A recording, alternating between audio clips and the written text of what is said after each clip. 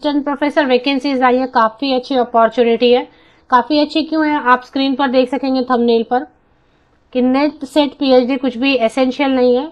बिना नेट के, बिना सेट के, बिना पीएचडी के आप अप्लाई कर सकते हैं। Salary pay scale, government pay scale दी जा रही है, 75,000 रुपीज़ तक स्टार्टिंग सैलरी होगी। डायरेक्ट रिक्रूटमेंट है और ये गवर्नमेंट कॉलेज से वैकेंसीज आई हुई हैं। तो काफ़ी सारे सब्जेक्ट से बिलोंग करने वाले कैंडिडेट जो है वो यहाँ पर एप्लीकेशन कर सकेंगे। अच्छी अपॉर्चुनिटी है। किसी भी स्टेट से कैंडिडेट जो इंटरेस्टेड है, एलिजिबल हैं, एप्लीकेशन कर सकते हैं। तो without net set PhD assistant professor vacancies, fresher भी बिल्कुल अप्लाई कर सकते हैं। ऐसा नहीं है कि आपके पास एक्सपीरियंस होना जरूरी है, बिना एक्सपीरियंस के आप अप्लाई कर पाएंगे। काफी अच्छी अपॉर्चुनिटी मुझे समझ आई। चलिए आपके साथ शेयर कर देते हैं इस वीडियो में डिटेल्स। ये एडवर्टीजमेंट टोटल 4 पेजेस की है, 4 पेजेस की एडवर्टीजमेंट है। आप देखेंगे कि इसमें अलग अलग पोस्ट है, लेकिन सबके लिए सिर्फ मास्टर डिग्री ही मांगा गया है। तो सबसे पहले हम शुरू कर देते हैं असिस्टेंट प्रोफेसर से। इसके बाद वाली भी जो पोस्ट है ना वो भी आप देखें, क्योंकि उसमें भी सिर्फ मास्टर डिग्री काफ़ी है। तो असिस्टेंट प्रोफेसर की पोस्ट है, यहाँ पर आप देखेंगे एसेंशियल में क्या लिखा है। Master degree with 55% marks in social science, environmental science, earth science, engineering का कोई भी ब्रांच है, डिजास्टर में मतलब एमई एमटेक किया है आपने, या फिर डिजास्टर मैनेजमेंट और एलाइड सब्जेक्ट विद 55% मार्क्स और अबव। तो ये होना चाहिए master degree with consistent good academic record. Desirable में डाला है, अगर एमफिल या पीएचडी है तो अच्छा है। ये डिजायरेबल वाली जो चीज होती है ना, ये मैंडेटरी नहीं होती। एसेंशियल में क्या लिखा है, मास्टर डिग्री होना चाहिए इन सब्जेक्ट में से किसी एक में। 35 ईयर्स अपर एज लिमिट है और गवर्नमेंट ऑफ इंडिया नॉर्म्स के हिसाब से एज में रिलैक्सेशन मिलनी चाहिए। पे बैंड है, इसके अलावा और भी आप पोस्ट चेक कर लें, नीचे और भी पोस्ट है वो भी देखेंगे। तो पे band 3 rupees 15,600 plus grade pay है, मतलब पे लेवल 10 इन 7 सीपीसी। तो अगर आपको, आपने एडवर्टीजमेंट और भी कई सारे देखे होंगे, तो पे लेवल 7 में, सॉरी, पे लेवल 10 7 सीपीसी में मिनिमम 75,000 तो बनता ही है सैलरी पर मंथ। अब रिसर्च एसोसिएट की पोस्ट है, उसमें भी जो एसेंशियल है उसमें economics, physiology, psychology, sociology, mathematics, political science, public administration, law, bio informatics, IT, earth science, environmental science, urban planning and land.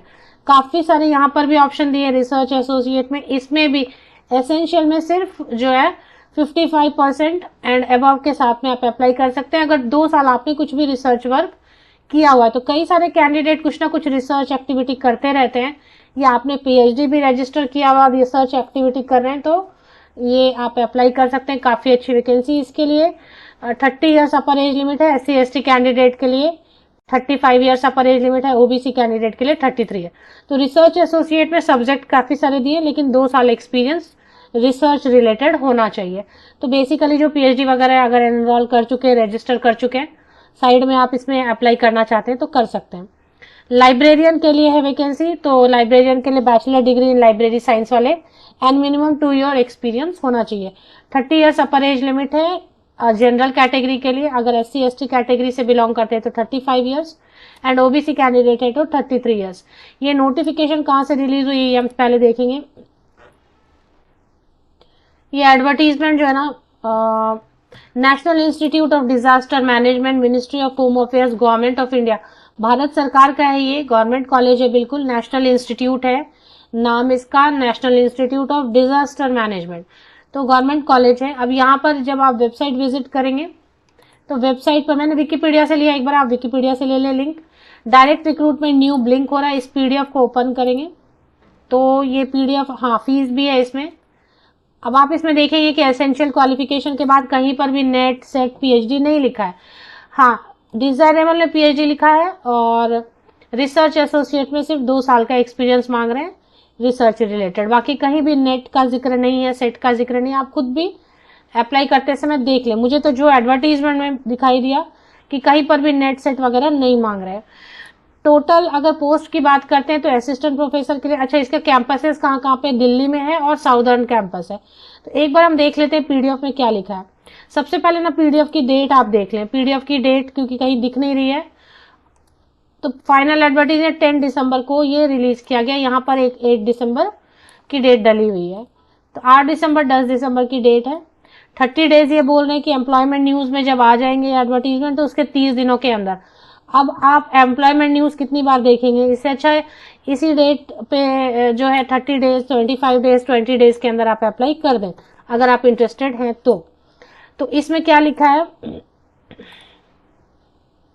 NIDM short में बुला रहे हैं, national institute of disaster management, ministry of home affairs, गृह मंत्रालय भारत सरकार के अंतर्गत है। इसका जो सेंटर है, 2 कैंपसेस हैं इसके, एक तो है दिल्ली में कैंपस है तो दिल्ली में पोस्टिंग मिलेगी, दूसरा जो है आंध्र प्रदेश में है। तो एक दिल्ली में इसका कैंपस है और दूसरा आंध्र प्रदेश में है। तो अकॉर्डिंगली आप डिसाइड कर लें, अगर आप इनमें, दिल्ली तो सभी वेल कनेक्टेड है सभी दूसरे स्टेट से, Andhra Pradesh south Indian candidates के लिए अच्छा रहेगा, उनके लिए आसपास रहेगा, तो अप्लाई कर सकते हैं। टोटल जो वैकेंसीज हैं इसमें दिया हुआ है, तो ये देख लेते हैं। टोटल वैकेंसीज असिस्टेंट प्रोफेसर के लिए दिल्ली कैंपस में 4 हैं और साउदर्न कैंपस में 3 है, तो टोटल 7 वैकेंसीज हैं। रिसर्च एसोसिएट दिल्ली कैंपस में 4 है, साउदर्न में नहीं है। लाइब्रेरियन के लिए सिर्फ एक ही वैकेंसी है। अब इसमें पे बैंड आपको बता दिया, क्वालिफिकेशन, एज क्राइटेरिया सब कुछ बता दिया। असिस्टेंट प्रोफेसर के लिए ना ये जनरल कैटेगरी के लिए लिखा है, मुझे लग रहा है कि अगर SC/ST कैंडिडेट OBC है तो relaxable for government servants up to 5 years in accordance with the instructions और orders issued by the central government. तो इसमें अलग से रिलैक्सेशन नहीं दिया है दूसरी कैटेगरी के लिए, तो 35 years ही अपर एज लिमिट है। अब इसमें जो है ना एज लिमिट कैलकुलेट करने के लिए आपको 1 July of the year of advertisement, तो 1 जुलाई 2023 को आपको बेस लेके एज कैलकुलेशन करना है, क्योंकि एडवर्टीजमेंट तो 2023 में आया। अब इसके बाद मोड ऑफ रिक्रूटमेंट में क्योंकि नेट नहीं मांग रहे हैं, सेट नहीं मांग रहे हैं, PhD भी एसेंशियल में नहीं है, डिजायरेबल में, मतलब बिना PhD के भी अप्लाई कर सकते हैं या बिना, तो इस केस में रिटन टेस्ट ले सकते हैं ये या फिर सिर्फ पर्सनल इंटरेक्शन, डिपेंड करेगा नंबर ऑफ जो एप्लीकेशन है कितने आए हैं। तो ये कह रहे हैं कि अगर in case large application, number of application आए, ज्यादा एप्लीकेशन आए, तो रिटन एग्जाम ले सकते हैं ऑल ओवर इंडिया, नहीं तो फिर सिर्फ दिल्ली में जो है एग्जाम सेंटर रखा जाएगा, रिटन एग्जाम एक लिया जाएगा छोटा सा।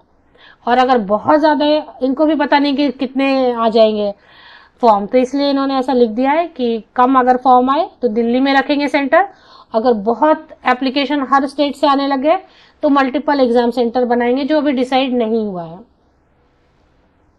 अब इसमें फीस की बात कर लेते हैं। एप्लीकेशन करने के लिए 2 पोर्टल दिया हुआ इन्होंने, लिंक फॉर ऑल। अगर असिस्टेंट प्रोफेसर के लिए अप्लाई करना चाहते हैं तो ये वाली लिंक यूज करेंगे, और अगर रिसर्च एसोसिएट एंड लाइब्रेरियन के लिए तो ये वाली लिंक पर क्लिक करेंगे, तो इससे जाके अप्लाई कर सकते हैं। फीस तो मांग रहे हैं, ये फीस है, इसमें फी की डिटेल अच्छी खासी दी हुई है। तो फीस में ये बता रहे हैं कि 1000 रुपीज रहेगा, 1000 रुपये general candidate and OBC candidates के लिए 1000 रुपीज रहेगा, और अगर SC/ST EWS कैंडिडेट है तो 500 रुपीज एप्लीकेशन फीस रहेगा। तो 500 रुपीज SC/ST EWS कैंडिडेट्स के लिए एंड जनरल OBC के लिए 1000 रुपीज।